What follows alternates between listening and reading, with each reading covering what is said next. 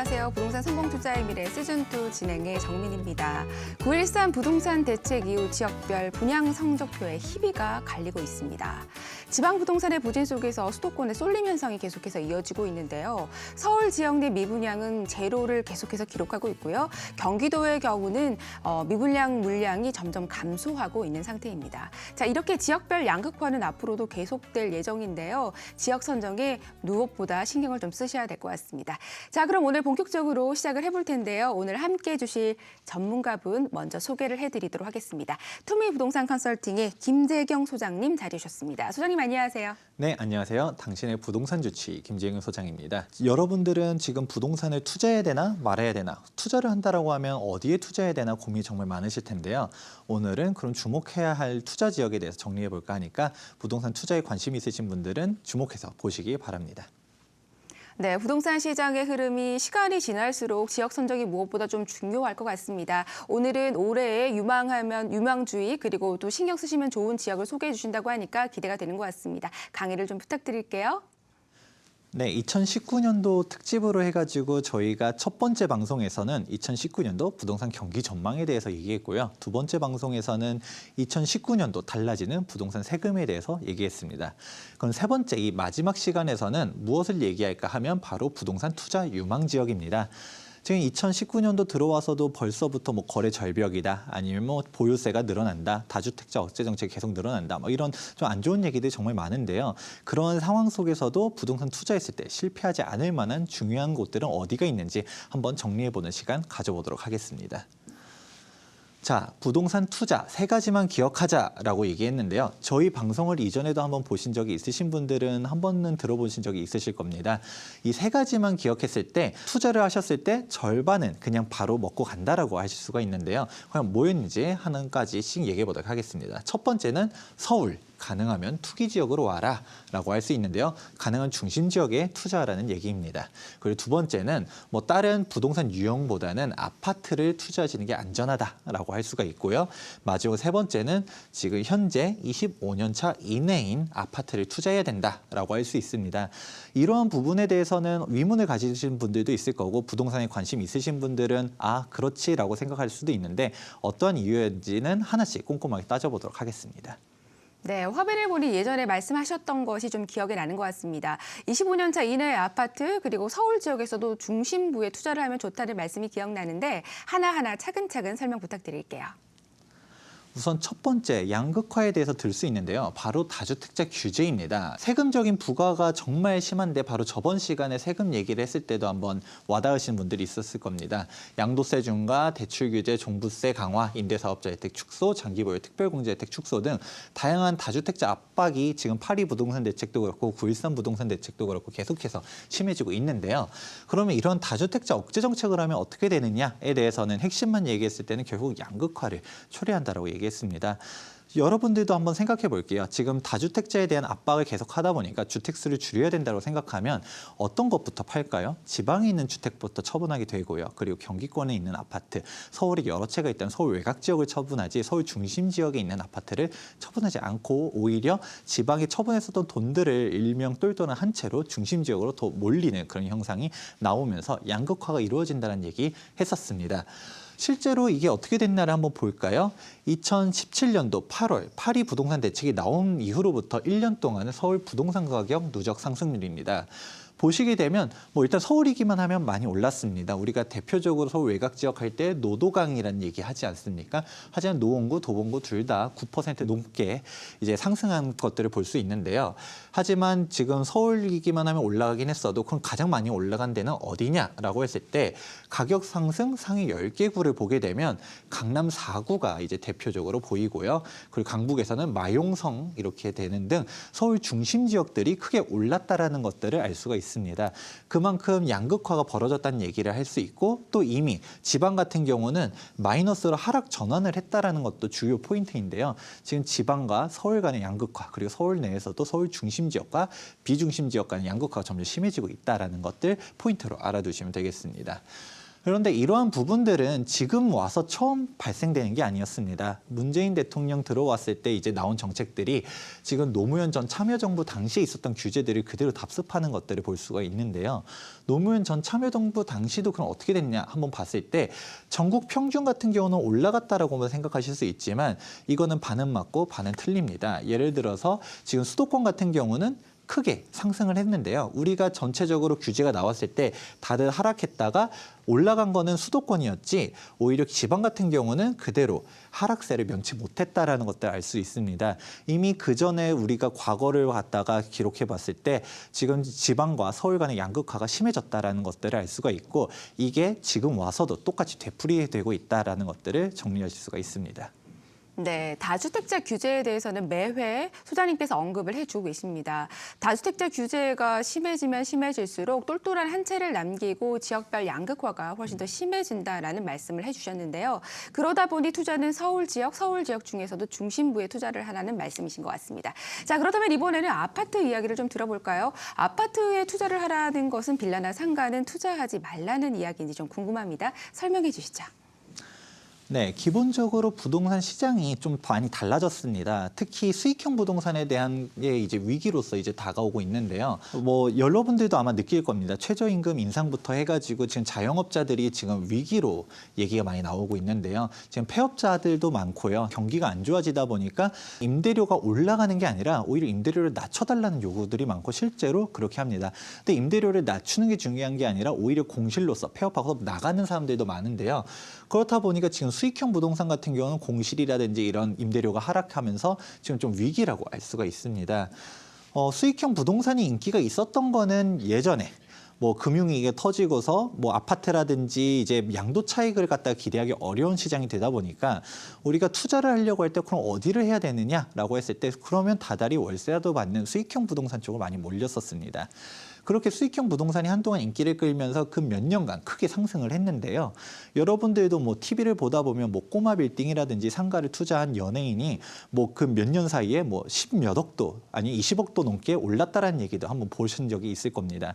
하지만 우리가 봤을 때 이게 가격이 이미 올라간 상태라고 볼 수가 있습니다. 뭐 흔히 말하는 상투 잡는다라고도 얘기할 수가 있는데요. 이미 임대료 같은 경우는 그대로인 상태에서 가격만 막 크게 올라갔다 보니까 이제 수익률이 안 맞기 시작합니다. 우리가 임대료가 뭐 1,000만 원, 2,000만 원 하면 우와 임대료가 2,000만 원씩이나 돼라고 하실 수도 있지만 사실 그 매매 금액이 뭐 몇십억씩 하게 되면 수익률이 안 맞는 그런 상가들 아니면 빌딩들이 정말 많습니다. 그런 상태에서 이 임대료마저 흔들리게 된다면 가격 리스크가 점점 더 높아진다라고 할 수 있는데요. 그렇다 보니까 지금 수익형 부동산에 투자하려고 할 때는 그런 입지적인 요인들 꼼꼼하게 따져보셔야 되고 여기가 점점 더 활성화될 지역인지 아니면 좀 리스크가 있는지 공실은 어떤지 이런 부분들 철저하게 확인해 보실 필요가 있습니다. 네, 상가와 같은 수익형 부동산의 경우는 최근에는 좀 자영업자분들께서 많이 힘들고 계시죠. 그래서 상권 분석이나 입지 여건을 좀 꼼꼼하게 체크를 하셔야 될 것 같습니다. 자, 그렇다면 이번에는 빌라 한번 살펴볼게요. 빌라의 경우는 어떤가요? 네, 저희가 빌라 같은 경우는 어떻게 됐느냐라는 얘기 한번 해볼 수 있는데요. 2018년도 서울 부동산 가격 정말 많이 올랐죠. 그런데 이제 좀 더 디테일하게 한번 봐보도록 하겠습니다. 서울 주택 유형별 부동산 가격 상승률입니다. 2018년도 1년 동안의 누적 상승률이고요. 유형별로 지금 아파트냐, 단독이냐, 연립, 즉 빌라 같은 게 얼마나 올라갔냐 보실 수 있습니다. 아파트는 저희가 많이 얘기했던 것처럼 정말 많이 올랐어요. 1년 동안 13% 넘게 올라갔는데요. 그런데 보게 되면 단독이라든지 뭐 빌라도 5%면 많이 올라간 거 아닌가요? 라고 물어보실 수 있습니다. 하지만 매매 금액이 차이가 난다라는 것이죠. 아파트 같은 경우도 강남이냐 강북이냐의 격차가 많이 큽니다. 예를 들어 강남에 뭐 20억, 30억 하는 아파트가 10% 올라간 거랑 강북에 10억짜리 아파트가 10% 올라간 거랑 전혀 다르지 않습니까? 그거와 똑같습니다. 아무리 서울 집값이 비싸다라고 해도 빌라 같은 경우는 뭐 2억짜리, 뭐 한 4억짜리 빌라들도 찾아볼 수가 있는데요. 뭐 예를 들어 4억짜리 빌라가 5% 올라가 봤자 2천만 원밖에 안 올라갔다는 얘기입니다. 아파트 같은 경우는 2018년도 서울 아파트가 뭐 5억씩 다들 올라갈 동안에 빌라는 2천만 원 올라갔다. 이것만 보더라도 크게 빌라가 재미를 못 봤다는 얘기를 알 수가 있는데요. 더군다나 이런 부분들은 대한민국의 주거 형태를 한번 보시면 아십니다. 왜냐하면 외국과 달리 우리나라는 아파트가 이제 고급 주거 지역으로서 돼 있는데요. 아무래도 기반 시설도 잘 마련돼 있고 지금 거래 형태도 잘 정형화돼 있기 때문에 아파트를 선호합니다. 빌라 같은 경우는 뭐 예를 들어서 한남동이라든지 성북동의 고급 빌라 지역이라든지 이런 데가 아닌 이상은 사실상 좀 낙후돼 있고 좀 기반 시설이 없고 주차하기도 어려운 그런 지역들에 보통 몰려 있게 돼 있는데요. 그렇다 보니까 선호도가 아무래도 낮고 그리고 수요층이 얇다라는 게 문제입니다. 그다음에 시세 형성하는 것도 문제이지만 시세 형성을 했다라고 해도 예를 들어 2천만 원, 3천만 원이 올라갔어요. 하지만 얘를 팔아서 이걸 돈으로 이득을 취하려고 해야 되는데 이제 수요층이 얇다 보니까 딱 거래가 돼야 되는데 내가 급하다라고 하면 더 낮춰서 팔아야 되는 그런 상태가 벌어지게 되는 것이죠. 즉 유동성이 떨어진다라는 것이 큰 단점 포인트라고 할 수 있습니다. 하지만 이를 역으로 봐가지고 지금 아파트에 비해서 상대적으로 덜 올랐다라는 거에 주목하시는 분들도 있습니다. 아파트가 뭐 5억씩 올라갔을 때 빌라는 뭐 2, 3천만 원밖에 안 올라갔다 보니까 그러면 상대적인 저평가가 심해진 거 아니냐. 입지는 그대로인데 1년 만에 이렇게 몇 억씩 격차가 벌어진 거 아닙니까? 그러다 보니까 빌라가 좀 저평가됐으니까 이제 투자의 타이밍이다라고 얘기하시는 분들도 있고요. 그리고 아무래도 아파트를 투자하려다 보면 금액대가 몇 억씩 들어가다 보니까 낮은 투자 금액 몇 천만 원으로도 투자할 수 있는 금액적인 장점도 있어서 빌라에 관심 가지시는 분들도 있습니다. 하지만 즉 앞서 말했었던 단점들도 분명히 존재하기 때문에 빌라 투자를 하시려고 하면 개발 호재가 있는지 아니면 입지 분석에 대해서 꼼꼼하게 하실 필요가 있다라고 할 수 있습니다. 네, 빌라의 경우는 아파트와 다르게 크게 오르지 않았다라는 말씀을 주셨고요. 뭐 달리 말하면 저평가가 되었다는 말씀인 것 같습니다. 자, 그래서 또 투자 생각하시는 분들도 있을 것 같은데 단점이 좀 많으니까요. 주변의 호재 소식이나 여건을 좀 꼼꼼하게 체크해 보시는 게 필요할 것 같습니다. 자, 이번에는 25년 차 이내 아파트 이야기 한번 들어볼까요? 이건 어떤 내용인가요? 네, 바로 재건축 규제 때문이라고 할 수가 있는데요. 바로 재건축 초과이익 환수제가 대표적이고요. 재건축 전매제 안전진단 강화 등이 있습니다. 재건축 초과이익 환수제 같은 경우는 이전에 재건축 관련된 얘기를 하면서 좀 자세하게 얘기했기 때문에 이번에는 그렇게 길게 있는 얘기 안 하겠습니다.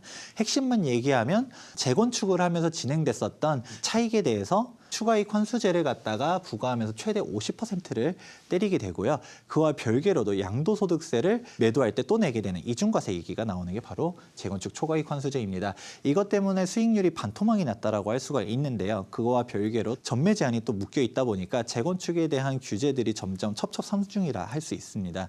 그렇다 보니까 재건축 같은 경우는 2017년도 말까지 재건축 초과이익 환수제를 피한 재건축 단지 같은 경우는 정말 없어서 거래 못할 정도로 귀한 상태이고요. 하지만 재건축 초과이익 환수제가 걸리는 재건축 단지들은 정말 큰 타격을 받았다고 할 수 있습니다. 재건축 조합 설립은 안 됐어도 지금 재건축을 추진하고 있었던 그럼 뭐 30년이 넘어간 노후 아파트들 같은 경우도 가격이 크게 휘청거리는 부분들 알 수 있는데요. 25년 차 이내에 아파트를 투자하라라는 이유는 바로 여기에 있습니다. 재건축이 앞으로 좀 어렵다 보니까 재건축 프리미엄이 굳이 붙은 아파트를 투자하실 필요가 없다라는 것이죠. 이 때문에 오래된 아파트도 올라가긴 합니다. 하지만 굳이 가수요까지 붙은 재건축 프리미엄이 안 붙은 25년 차 이내로 투자해라라고 정리할 수 있고요. 이것들을 어떻게 하면 알아볼 수 있느냐라고 하면 2018년도 4월 재건축 초과이익 환수제 위헌 소송을 갖다 걸었었는데 이게 헌재에서 기각되었습니다. 그때 이후로 지금까지 과연 어떤 재건축 단지들이 조합 설립된 게 얼마나 있느냐 한번 보게 되면 얼마나 여러 사람들이 재건축 조합 설립에 대해서 부정적으로 보고 있다는 것을 아실 수가 있습니다. 그럼 재건축이 이렇게 규제가 되면 또 반사이익을 얻는 데가 어디가 있을까라고 하면 대표적으로 바로 재개발이라고 할 수가 있습니다. 재개발 같은 경우는 이제 가장 대표적으로 봤을 때 재건축 초과이익 환수제 말 그대로 재건축에 대해서 결정되는 거지 재개발은 초과이익 환수제가 없습니다. 이게 가장 핵심이고요. 전매 제한에 대해서도 크게 차이가 납니다. 그리고 지금 서울 같은 경우를 봤을 때 서울은 빈택지가 없다 보니까 지금 서울에 신축 아파트가 공급될 수 있는 거는 재개발 아니면 재건축밖에 없습니다. 근데 여기서 재건축이 크게 위축이 되다 보니까 재개발에 대한 희소성이 늘어난다라고 할 수가 있지요. 더군다나 재개발 같은 경우도 막 미뤄지는 게 아닙니다. 지금 현재 당선되신 문재인 대통령님 그리고 박원순 서울시장님께서 정책 기조 자체가 전면 철거 방식인 재개발, 재건축을 지향하고 도시재생 사업으로 추진하고 있는 만큼 신규 재개발 구역 지정 가능성이 아주 낮다라고 할 수 있습니다. 그렇기 때문에 지금 현재 지정되어 있는 재개발 지역들이 서울의 마지막 신축 아파트라고 할 수 있는 그런 희소성이 있다는 것에서 재개발 지역, 현재 구역 지정된 재개발 지역에 주목해 주시면 좋을 것 같습니다. 네, 재건축의 규제가 워낙 심하다 보니 당분간은 재건축 진행이 좀 어렵다고 합니다. 그러다 보니까 아무래도 반사학 이익이나 풍선 효과로 재개발에 많은 분들이 좀 관심이 쏠릴 것 같은데요. 이 부분 좀 주목하시면 도움이 되실 것 같네요. 자, 그렇다면 이번에는 또 다른 부동산 투자처 어디 있는지 말씀을 좀 주시죠. 네, 일명 청약 시장 같은 경우는 강세가 앞으로도 지속될 거라고 보고 있습니다. 청약 같은 경우는 일명 로또 분양 이런 얘기를 한번 들어볼 수가 있는데요. 아무래도 이게 분양가 상한제 때문이라고 생각하시는 분도 있지만 정확히 말하면 민간 주택에 대해서는 현재 분양가 상한제가 시행되고 있지 않습니다. 대신 허그 주택도시보증공사에서 일반 분양가가 높으면 분양 보증을 거부하는 방식으로 갔다가 분양가를 우회 통제를 하고 있는데요. 그렇기 때문에 시세보다 뭐 1억에서 뭐 몇 억도 차이가 나는 일명 로또 분양에 대한 얘기들이 계속 나오고 있습니다. 그렇다 보니까 지금 경쟁률 100대 1은 정말 우습게 나오고 있고요. 2018년도 통계를 봤을 때 가장 높은 데는 뭐 900대 1, 800대 1도 나오는 그런 기현상이 나오고 있지요. 이러한 부분 같은 경우는 앞으로도 지속될 거라고 보고 있는데 하지만 청약도 아무나 다 되는 게 아니라 지금 지방 같은 데는 또 침체되고 있고 서울 내에서도 뭐 이제 집중되는 데들이 따로 있는 만큼 꼼꼼하게 따져보시면 좋을 것 같습니다. 그리고 또 하나까지 알아보시면 좋을 게 바로 3기 신도시 및 교통대책 발표인데요. 3기 신도시에 대해서는 이전에 디테일하게 좀 얘기를 했었으니까 그 부분 참고하시면 좋습니다. 하지만 핵심만 얘기하게 되면 지금 경기도에 30만 가구에 대한 공급을 하겠다라고 얘기를 정리할 수 있는데요. 지금도 경기권에서 서울로 출퇴근할 때 정말 부담이 많이 되지요. 이제 교통이 혼잡이 되고 있는데 여기서 30만 세대도 추가된다라고 하면 정말 타격을 받게 됩니다. 그렇기 때문에 지금 2기 신도시에서도 크게 반발이 많이 나오고 있기 때문에 교통대책도 같이 나왔는데요. 예를 들어서 동탄 같은 데서 지금 출퇴근 시간대 자동차를 끌고서 나오게 되면 1시간도 넘게 걸리게 되는데 이런 부분이 어떻게 개선되느냐 한번 여기를 지목해 주셔야 됩니다. 바로 GTX인데요. 지금 현재 앞으로는 GTX가 아주 큰 이슈가 될 거라고 보고 있습니다. 방금 전에 동탄 얘기하지 않았습니까? 그냥 이 동탄에서 GTX가 개통되게 되면 강남까지 방금 전에 차로 1시간 걸린다고 했었던 게 GTX를 타게 되면 20분이면 가게 되는 그런 획기적으로 시간을 단축하게 됩니다. 그렇다 보니까 지금 경기권 내에서도 GTX가 서게 되는 동탄, 용인, 수원, 뭐 위정부 등 여러 거에 대한 부분들이 아주 크게 메리트가 있게 되고요. 오히려 경기권 내에서 30만 가구 더 공급된다고 앞서서 얘기하지 않았습니까? GTX가 안 서는 다른 경기권 같은 경우는 엄청나게 큰 타격을 받게 되는 것입니다. 우리는 교통 혼잡이 점점 치열해지게 되는데 오히려 이제 교통에 대한 혜택을 받는 데들은 한정적으로 되게 되기 때문입니다. 그리고 그 외로도 또 알아보면 좋은 데는 지금 서울 중심 지역 내에서도 청량리, 삼성, 서울역 등 이제 GTX 정차역들을 한번 보시면 되고요. 지금 서울 좀 외곽지라 해도 창동, 연신내 등 GTX가 쓰는 지역 내 서울에 있는 데들도 주목해 주시면 아주 큰 도움이 될 거라고 보고 있습니다. 이 외로도 교통시설에 대한 이슈들은 꾸준히 있으니까요. 과연 내 지역에 또 다른 호재가 어떤 게 있는지 한번 잘 살펴보시면 도움이 될 거라고 보고 있습니다. 네, 분양가 우회 규제에 따른 청약 열풍은 계속해서 이어질 것이라는 말씀을 주셨습니다. 그리고 3기 신도시 발표에서 같이 나온 교통 대책에 좀 주목을 하셔야 될 것 같아요. GTX 수혜 지역과 비수혜 지역을 좀 나눠서 생각을 하시는 게 좋을 것 같고요. 그리고 서울역이나 청량리, 삼성역 같은 GTX 정차역에 좀 주목하시면 도움 되실 것 같네요. 자, 오늘 내용 마지막으로 정리를 좀 부탁드릴게요. 네, 저희 부동산 투자를 3가지만 기억하자라고 했었던 거 한번 내용 쭉 들어다 보시다 보니까 이제 아마 아시게 됐을 겁니다. 가능하면 중심 지역에 투자해란 얘기, 그리고 아파트를 안전한 자산이 아파트를 투자해라. 그리고 재건축이 좀 위축되다 보니까 25년 차 이내에 아파트를 투자해야 된다는 얘기를 했었고요. 이 부분만 기억하셔도 절반은 간다라고 할 수가 있습니다. 그 말고도 지금 투자했을 때 유의한 데면 이제 다주택자 억제 정책들이 계속 심해지다 보니까 서울 중심 지역 아파트에 투자해라라고 할 수 있고요. 그리고 자영업자가 앞으로도 계속 좀 위기 상황으로 오다 보니까 수익형 부동산에 대한 침체가 좀 예상되는 상황입니다. 그다음에 꼼꼼하게 입지 체크 중요하다라고 할 수 있고요. 그리고 재건축 규제에 대한 반사 이익으로 재개발에 대한 희소성이 크게 늘어난다라고 할 수 있습니다. 있습니다.